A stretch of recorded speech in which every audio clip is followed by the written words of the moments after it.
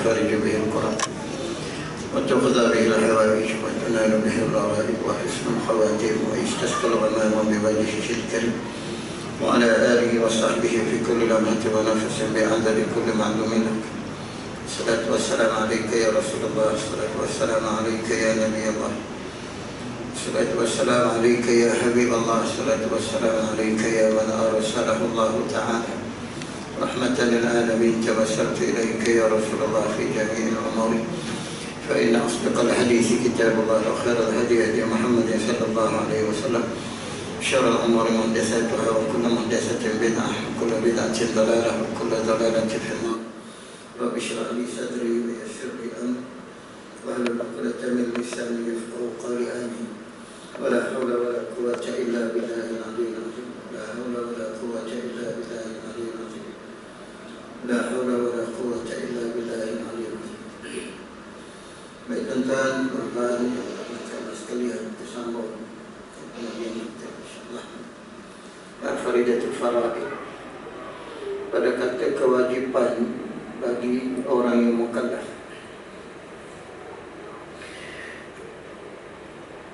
Baik, qala musannif rahimahullah ta'ala wa nafa'na bi ulumihi fi darain amin. Pada permulaannya, apa yang diwajibkan pada syarak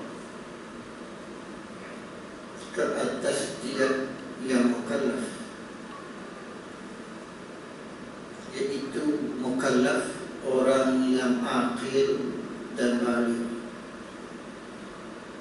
sama ada laki-laki atau perempuan, ialah mengenal Allah Ta'ala. Baik, setelah laki-laki dan perempuan sampai kepada had mukallaf,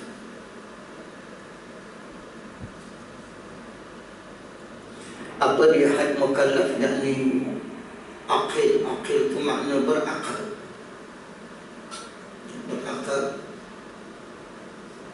dan juga baligh. Baligh yang cukup umum. Cukup umum ni nak tahu cukup umum dia ada tanda dia lah. Tengah daripada yang bermimpi. Bermimpi. Mimpi apa? Mimpi keluar mani bagi laki-laki dan perempuan. Maka itulah tanda seorang itu baligh, setengah daripada. Ataupun khusus bagi perempuan keluar haid, bagi perempuan sekurang-kurangnya umur 9 tahun qamariyah. Apabila keluar haid dalam masa sekurang-kurangnya 9 tahun qamariyah, maka penanda balighlah perempuan tadi. Ataupun jikalau tidak bermimpi ataupun keluar mani, bermimpi keluar mani ataupun tidak keluar haid, maka pastikan dia cukup umurnya dengan sampai umur 15 tahun qamariyah. 15 tahun qamariyah. Kita nak korban nanti pun samalah. Binatang korban itu kena cukup umur. Jangan pakai yang ambil binatang itu. Ini tahu asbuk yang hari ini orang tak peduli sangat. Dia kira ada lembu atau kambing, dia korban. Sedangkan syaratnya mesti cukup umur. Kita nak kata balik tak boleh lah binatang, dia cukup umur. Cukup umur bagi kambing berapa?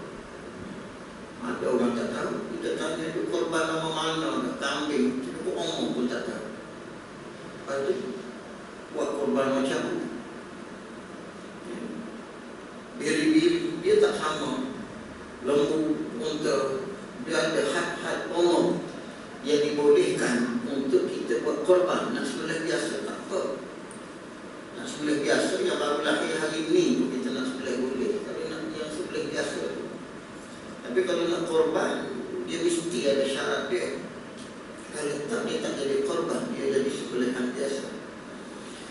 Baik, kita tak nak bincang yang itu, tapi nak sebutnya setiap orang yang apabila cukup baliknya yang sudah sampai dan akalnya pun sempurna, maka apakah yang pertama sekali yang diwajibkan oleh syarak atasnya? Syarak iaitu Allah wa Rasul, itu dia panggil syarak. Hukum syarak. Hukum apa hukum syarak? Hukum yang datang daripada Allah dan daripada Rasul. Daripada Rasul itu makna Rasul yang sampaikan, itu dia panggil hukum syarak. Apa yang wajibnya, yang Allah Ta'ala perwajibkan atas kita apabila kita ada dua benda, ada akal dan ada balik. Maka yang pertama yang wajib dikenal ialah mengenal Allah Ta'ala, kenal Tuhan. Itu yang kita tahlil. Fa'lam annahu la ilaha illallah. Fa'lam itu mewajib kenal, mewajib tahu. Kalau kita terjemah bahasa mudah-mudahan, fa'lam, ketahui olehmu. Apa maksud ketahui olehmu? Wajib kamu kena tahu, wajib kamu kena kenal. Tahu apa? Kenal apa? Tidak ada Tuhan yang disembah dengan sebenar kecuali Allah.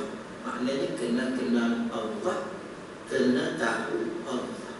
Kenal dengan makna tahu, tahu dengan makna kenal. Ini wajib. Tak kenal, maka setiap saat dia dikira berdosa.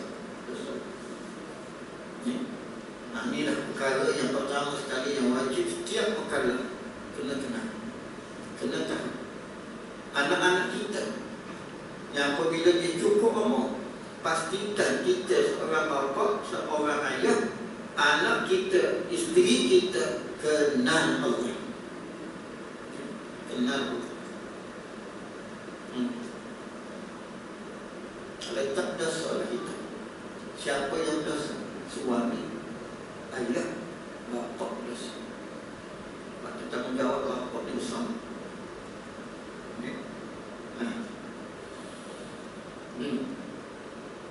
Bukan setakat beri nafkah saja. Orang nafkah, orang penting sangat. Nafkah zahir, nafkah batin. Tak bagi orang takut. Pak ilmu isteri kita, anak kita dah kenal Tuhan ke tak? Dia boleh kenal Tuhan, boleh tahu beza antara adanya Tuhan dengan adanya makhluk. Itu baru dia panggil kenal.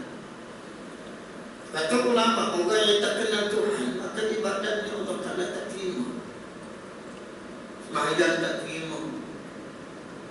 Sebesar-besar ibadat selepas daripada kenal Tuhan, solat. Kalau rukun Islam, antashhada an la ilaha illallah wa ashhadu anna Muhammadar Rasulullah. Itu syahadat, menjadi rukun yang pertama dari rukun Islam.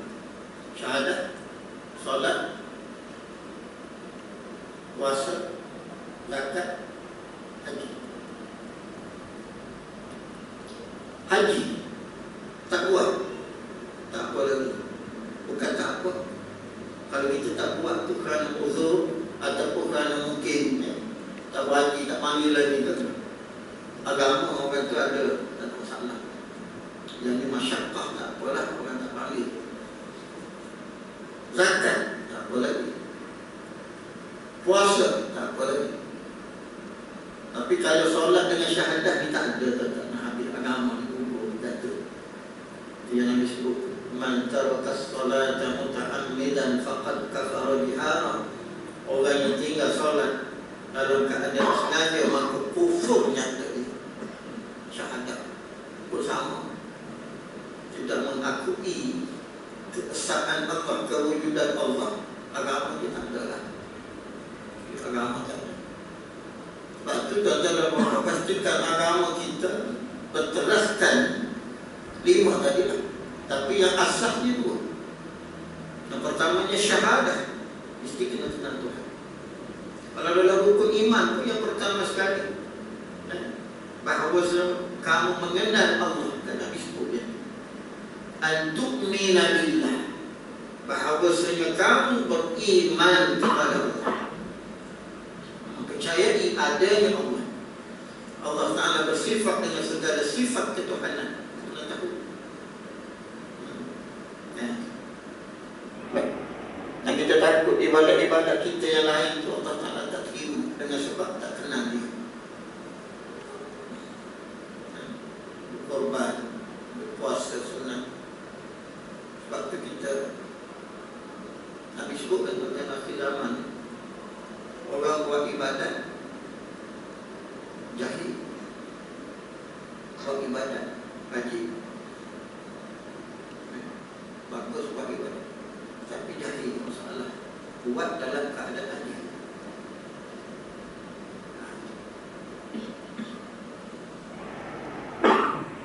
Itu saya pergi satu tempat, panggil keluar, kita nak kongsikan masalah korban. Saya sebut korban ini dia bukan terhenti atas ibadat korban sahaja. Dia terhenti atas jual beli, terhenti atas wakalah. Dia banyak hukum di situ. Tapi orang kita dia terlepas pandang bak jual beli, bak wakalah. Dia berpandang sebelah itu, bagi daging itu. Sedangkan sebelum daripada kita nak sembelih lembu tu, kita kena beli lembu. Dan dalam bab jual beli dia ada syarat-syarat. Ada syarat. Kalau kita tak boleh pergi beli sendiri, kita nak suruhlah kepada surau atau kepada pihak pengurusan pergi beli. Maka di situ dia panggil kena ada wakalah. Tak boleh pergi main duit-duit macam tu ya. Kena wakilkan. Itu syarat. Lepas dijual beli, kena ada akad, kena ada sirah. Aku jual, aku beli. Kita kahwin juga ada sirah, ada akad kahwin. Kahwin itu beli dia, tapi dalam bab munakahat dia tak panggil beli, bab nampak kasar. Dia panggil bab nikah. Isteri kita tu bukan hak kita, hak ayah dia. Tapi kita nak milik lah, aku nak juga. Fatimah dia berkenal dah sangat, tidur tak kena luar, makan pun tak kenyang. Nampak kerja pun tak boleh, dah pening kepala dia ingat ke Fatimah. Nak kahwin. Masuk tanya aja, dia boleh 10,000. 10,000 betul. Macam kita nak beli lembu tu tak? Tanya tuan dia berapa lah jual, dia jawab ni lawa ni lembu. Buat korban cantik sangat. Bila 7,000. 7,000. Lepas tu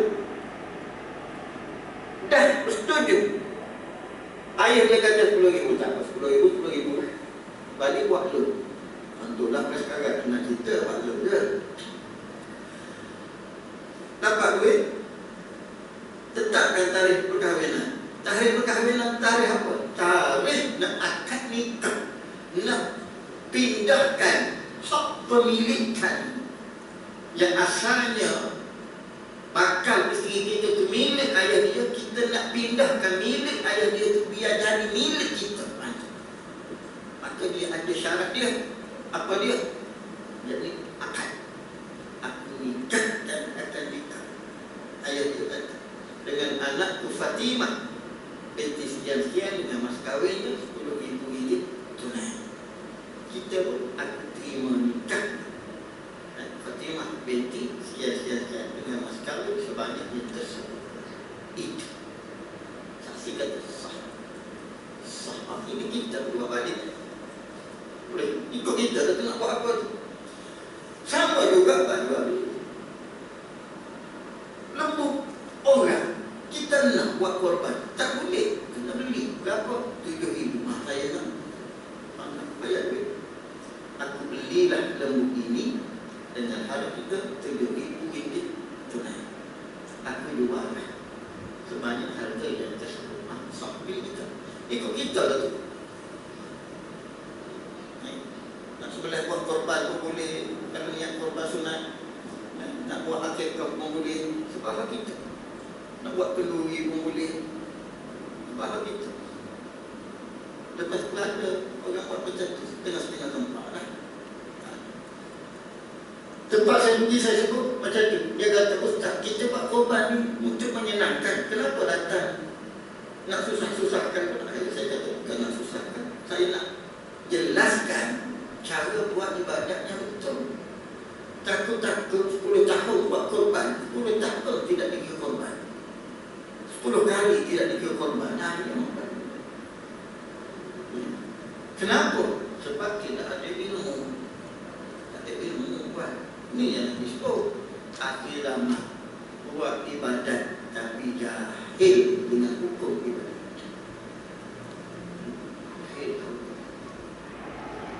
Sama kita dengan Tuhan, nak solat, nak apa, Allah Ta'ala tak kenal. Setengah-setengah tak kita yang belajar ni, alhamdulillah.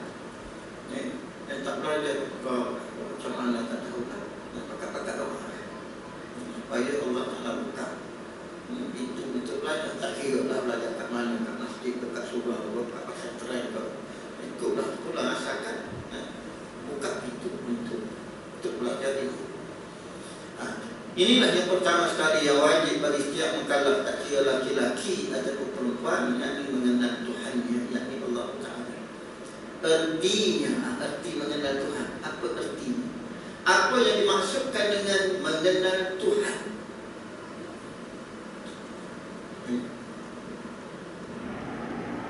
Sebab ada hari ini pun setengah-setengah pihak dakwah dia mengajar ilmu mengenal Tuhan, mengenal hakikat ketuhanan. Dia hakikat Tuhan ini tak ada siapa kenal. Kalau ada orang mengajar tentang mengenal hakikat ketuhanan, itu satu ilmu yang terpesong, ilmu tak tutup. Sebab tak ada siapa pun yang tahu hakikat Tuhan. Kita, hakikat kita itu tak. Kita ni ada dua anasir, lahir, kulit, daging. Jadi boleh sebut itu pun kita tak tahu kulit kita buat ni apa tu. Tak, kulit buat ni apa. Daging kita ni taklah buat ni apa tak. Urat kita, hakikat dia apa benda. Darah kita, hakikat apa benda. Tak apalah kita tahu sekadar kulit daging. Itu yang lahir, yang spiritual kita tahu. Yang kita panggil roh, kita tahu apa benda. Tak tahu. Tak tahu. Kalaulah yang kita sendiri pun kita tak kenal, macam mana kita boleh dakwah dan setengah orang dakwah dia mengenal hakikat ketuhanan.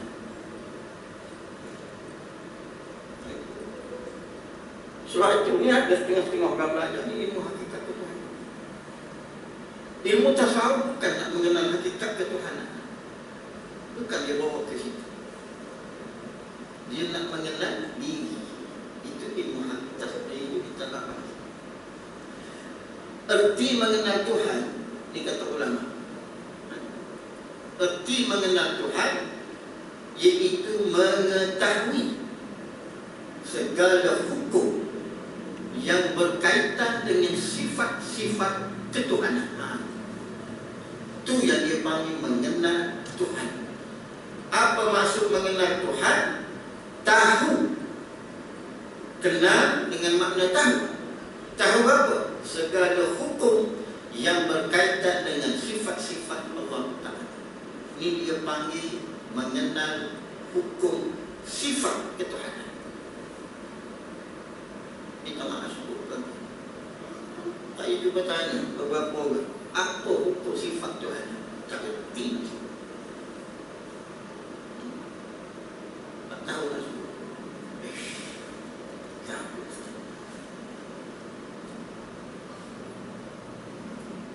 Itu yang kita kata kita nak cari kelemahan tetapi yang sebutnya. Kita kadang-kadang utamakan benda yang tak utama. Kita pentingkan benda yang tak berapa penting sehingga kita meninggalkan apa yang sepatutnya kita kena tahu kita tinggalkan. Seperti ini tentang hukum sifat.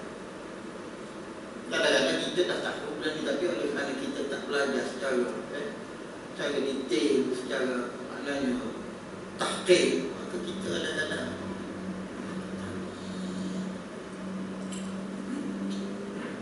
macam saya sebut bab korban tadi, dah berpuluh tahun buat, tak tahu bab jual beli, tak tahu bab wakalah, tak tahu dah tadi kita nak hukum macam mana. Kita tak berani hukum tak sah, tetapi nak sebut je kalau muamalah ke apa ke, munakahat ke apa ke, tak betul dengan syariat Tuhan, tak ikut SOP lah. Kita kata sembahyang tak baca Fatihah, sembahyang tak rokok, agak-agak sah pun sembahyang.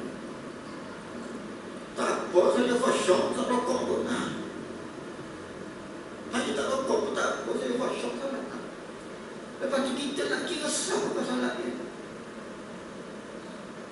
Dia kata dia khusyuk, tak apalah kita terima dia khusyuk. Tapi masalahnya dia tak rokok pun salat. Sah ke mana? Kalau mengikut syariat tak sah. Syariatnya apa? Kita dah sebut hukum Allah. Nabi sebut sallu kama ra'aitumuni usalli.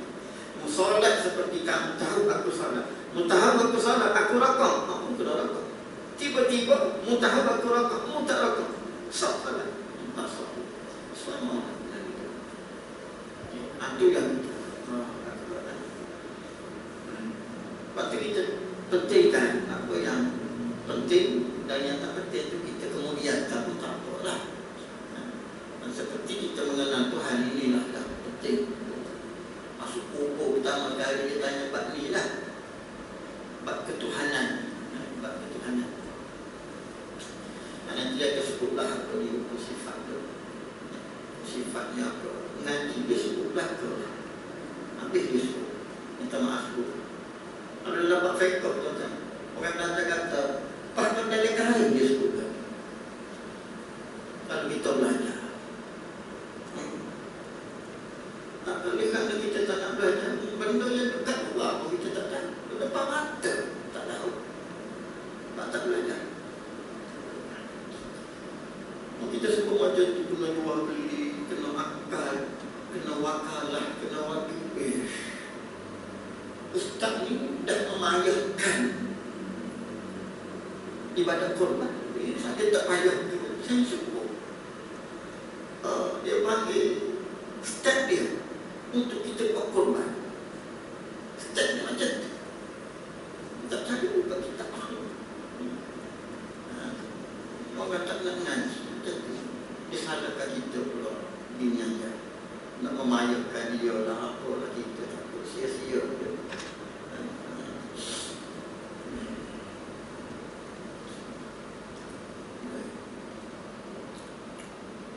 Dan mengetahui segala dalil.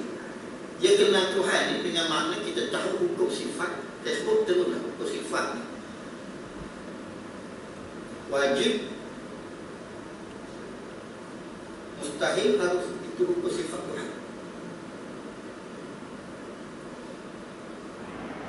Wujubul wajiban, itu dia panggil hukum sifat itu. Kalau tuan-tuan pernah dengar, kita tengok pada dalam ayat.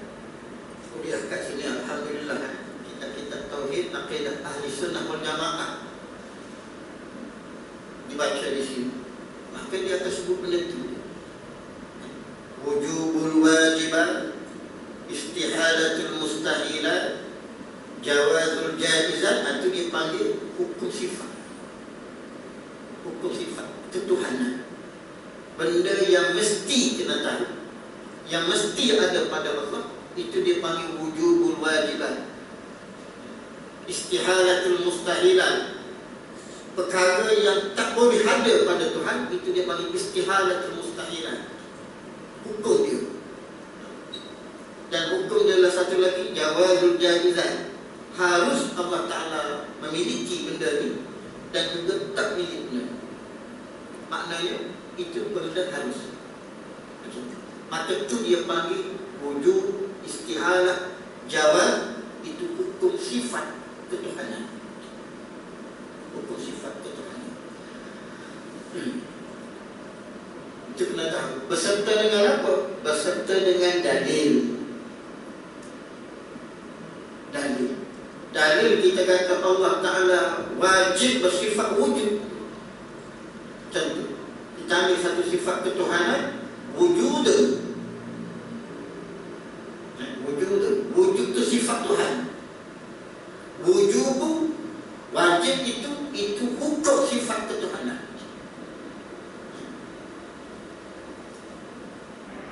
Mana dalil kita kata Allah Ta'ala bersifat dengan wujud, dengan wajib wujud?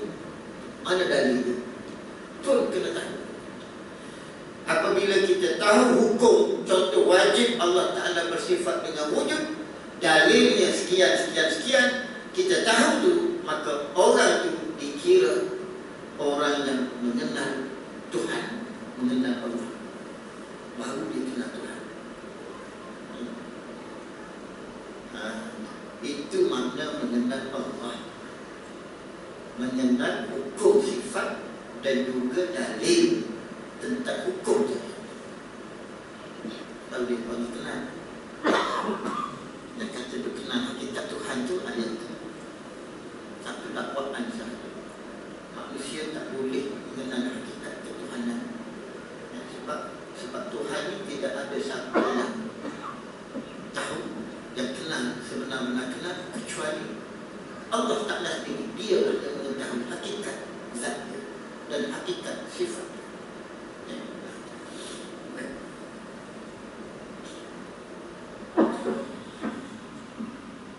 Kena tahu dalil. Kenapa kena tahu dalil? Contoh saya sebut tadi, Allah Ta'ala ada. Semua orang kata tak ada. Hanyalah siapa yang Islam mengaku Islam beriman Allah Ta'ala ada. Tapi ada tu dia tak cukup lagi. Kita percaya Allah Ta'ala ada, kita percaya Allah Ta'ala kuasa, tapi tak tahu dalil. Pembuktian itu dah ada. Pembuktian orang ni mencuri, mana bukti? Kena ada bukti dia mencuri, baru boleh sabitkan dia ni pencuri. Kalau tak tahu dia, mesti sabitkan Allah ada sifat ketuhanan. Mesti kena ada dalil, kena ada bukti. Kalau tak memadai, setakat tahu ada, mana mu tahu ada? Mu pernah tengok? Tak. Mu pernah dengar? Tak. Habis tu tahu.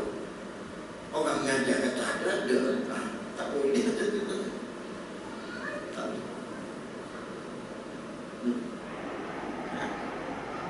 Kena tahu dalil. Nanti dia akan sebutlah dalil.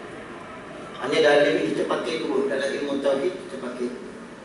Satunya kita pakai dalil naqli. Dalil naqli. Dalil ada dua. Dalam bab tauhid, dalil naqli, dalil Quran ataupun hadis Nabi yang sahih. Sebab bab tauhid merupakan sahih. Dan yang keduanya dalil akal. Nak tunjuk kat mana akal dah? Akal ke belakang? Akal ke mana? Sini, bukan akal ni. Sini, nyolok pada burung dah. Otak dalam burung, akal tahu ke mana tu. Tak boleh dapat tasawuf, akal.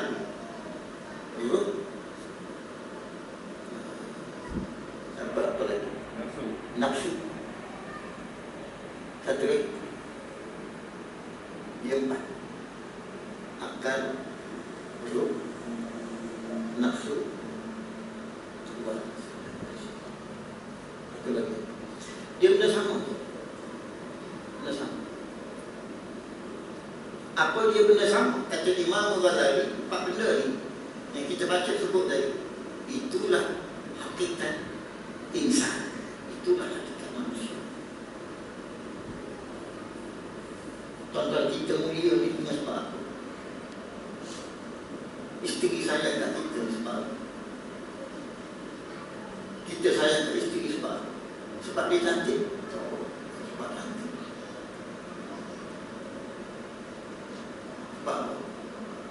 Sebab ada roh. Cuba tak ada roh, tercampur roh. Ratu cantik dunia pun tuan-tuan, kalau bini kita contohlah sama lawa dengan ratu cantik dunia, tak ada roh. Nak lagi? Nak? Tak nak, saya tak nak, tak tahu tuan-tuan nak roh. Saya tak nak. Tak ada nilai. Sebab itu kata Imam Ghazali, itulah sebenarnya hakikat insan. Itulah hakikat insan. Tak sebutnya kita pakai hukum akal. Dalam ilmu tauhid dia pakai satu lagi hukum akal, ataupun dia panggil dalil naqli, dalil akli, dalil yang diserahkan kepada, yang dibangsakan kepada akal. Akal yang buat pertimbangan, tapi akalnya macam mana? Akal yang dipimpin oleh Quran dan oleh Sunnah Rasulullah, bukan semata-mata akal. Ada juga benda yang tak boleh nak ambil dengan akal. Ada benda yang kita boleh ambil dengan akal. Contoh, kita nak ambil hukum dengan akal. Sama Rasulullah. Contoh mudah-mudah yang biasa untuk guru kita. Contoh untuk anak murid, nak bagi senang faham. Kita ambil hukum dengan akal. Contoh kita lalu tengok rumah cantik, rumah lawa, oh lawa. Tapi tu guru kalau kita tak buat contohnya yang dia buat contoh dengan tahi lembu. Kita berjalan juga tu, jumpa tahi lembu. Tahi lembu tengah jalan. Apa yang kita fikir? Akal kita lupa. Ada lembu kat sini tadi ni bebas. Mesti ada. Itu dia banyak ambil dengan akal. Kita menghukumkan tadi ada lembu kat sini. Mana tadi tu? Tu tiger. Betul tak? Sebab lembu kita dah tak nampak. Kita lah kata lembu ada kat situ, tak boleh kerana tak ada dalil. Tapi benda tu sabit apabila dalilnya ada. Apa dia macam? Dia tinggal bekas dia tu. Itu dipanggil ambil dengan jalan akal. Betul tak? Betul. Kan kalau nak api, Dato' mana ada lembu kat sini, tahik je. Tak tahu, mungkin boleh jadi jatuh daripada langit ataupun keluar daripada rumah. Orang tak cakap. Tak ada yang cakap.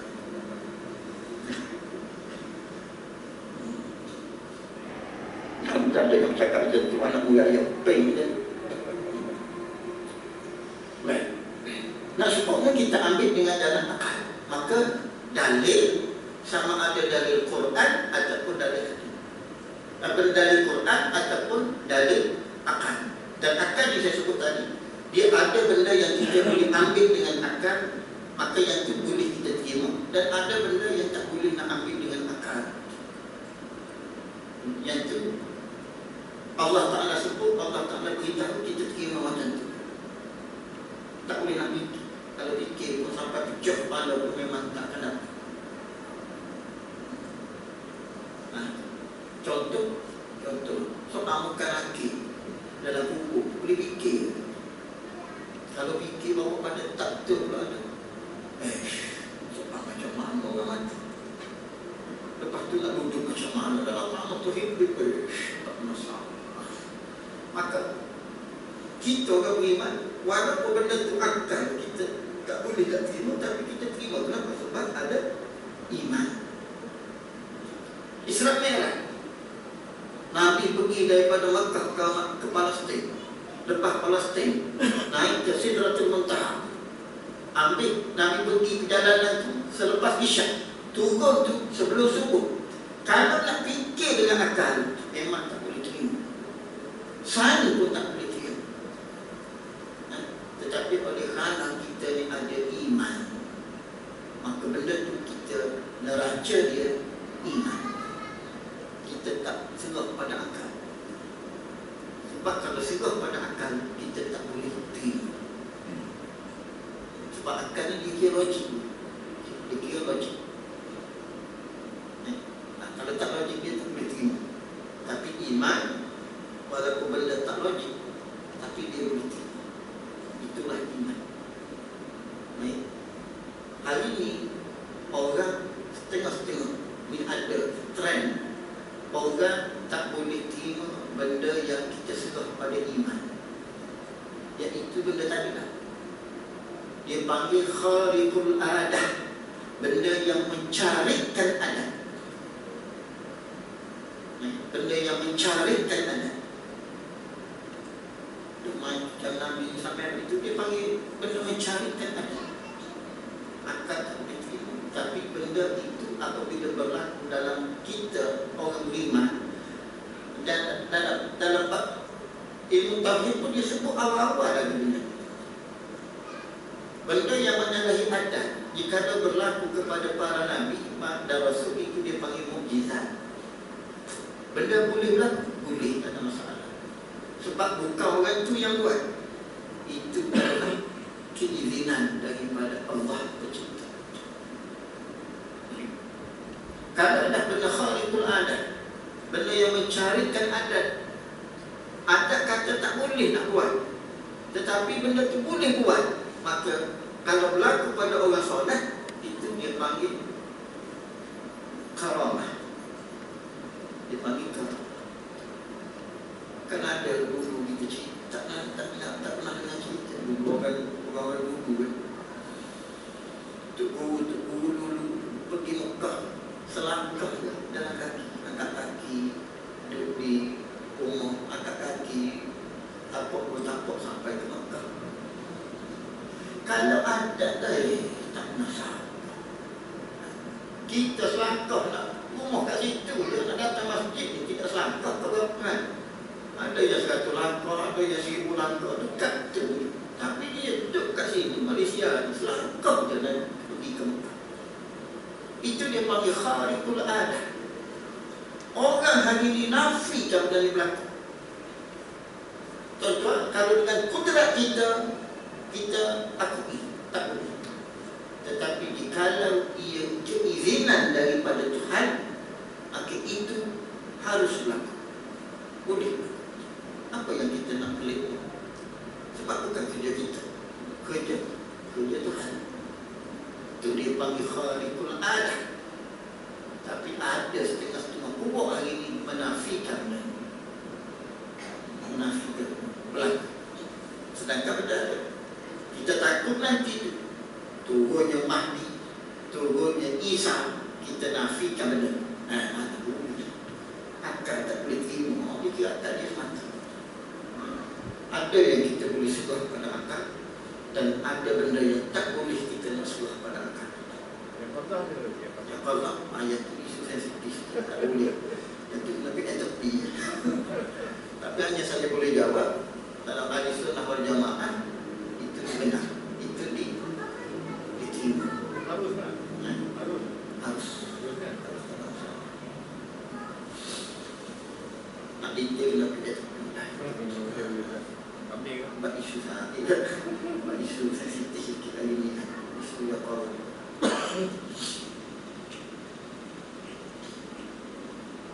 kalau kita baca sirah-sirah, inilah sekarang orang Nabi benar ni lah. Ini setengah daripada karamah. Ada setengah-setengah ulama yang selepas daripada mati Rasulullah berjumpa dengan Rasul. Ada sirah-sirah menyebut sirah-sirah para wali lah. Ada benda tu lagi. Maka bagi diri dia, hak Allah tak harus beri keistimewaan pada siapa yang dia akan boleh. Sebab benar harus saja pada hak Allah, bukan mustahil. Kalau hak kita memang tak boleh, kalau kita hak, tapi ini hak Allah. Sebab tu kita belajar hukum sifat Tuhan. Ada sifat yang wajib, ada sifat yang mustahil, ada sifat yang harus. Harusnya apa dia? Satu yang harus saya sebut itu, nak memahami benda ni. benda karamah, benda mukjizat, benda irhas, benda sihir, benda istidrak. Orang kafir pun ada benda pelik-pelik. Waktu saya belajar di Thailand, dikatakan, saya pun dengan cerita masanya juga, dia ada Sami Diraja. Sami Diraja, kan dia negara utara. Dia ada Sami Diraja. Sami dia tu tuan-tuan, kalau duduk, dia tak terdapat atas bumi. Dia tu terapung dia duduk. Cerita betul tak, itu kita sebab. Tapi benda boleh berlaku, boleh, tak ada masalah. Kan dulu masa saya sekolah menengah dulu ada David Copperfield kan? Ya, tak boleh terbang. Dia pegang, tiang mula-mula, kedua tiang lepas, kaki terapung. Itu dia banyak apa? Khariqul adah, benda yang mencarikan adat. Manusia sebenarnya tak boleh macam itu, tapi boleh berlaku, boleh. Tapi tadilah, kalau benda yang macam ni berlaku pada Rasul, dia panggil mukjizat. Kalau benda berlaku pada orang soleh, dia panggil karamah. Macam tadi, tengok kata Tok Kupadu dengan pergi Mekah dan kaki selangkau sampai ke Mekah. Harus pada siapa? Pada hak Allah buat macam tu. Orang kafir pun boleh sebenarnya, tapi dia terpanggil karamah. Macam Sami tadi duduk terapung, dia panggil apa dia? Dia panggil istidraj.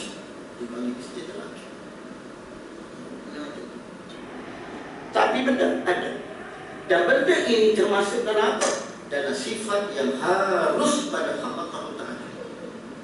Boleh Allah Ta'ala buat? Boleh. Boleh Allah Ta'ala tak nak buat? Boleh. Itu dia panggil benda harus. Benda macam itu. Tapi hari ini orang tak ngerti bahawa hukum sifat ketuhanan itu yang dia nafi. Mana boleh buat? Mana boleh buat? Ini tak diterima akal. Akal tak boleh terima.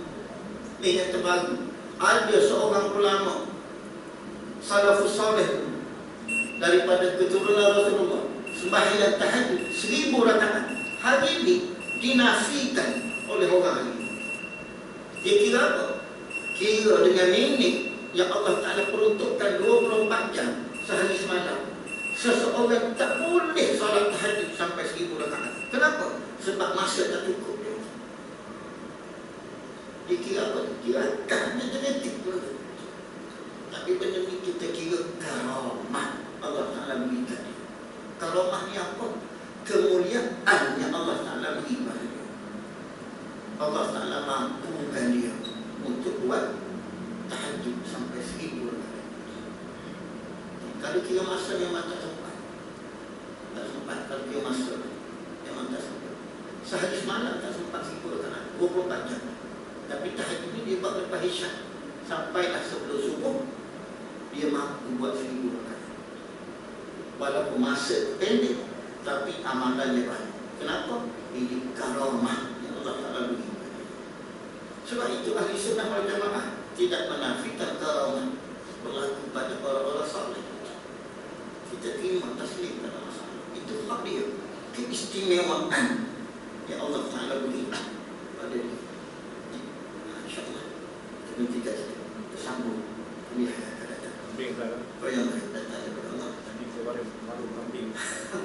Dalam masa-masa kepada saya dia perlu lihat. Assalamualaikum warahmatullahi wabarakatuh.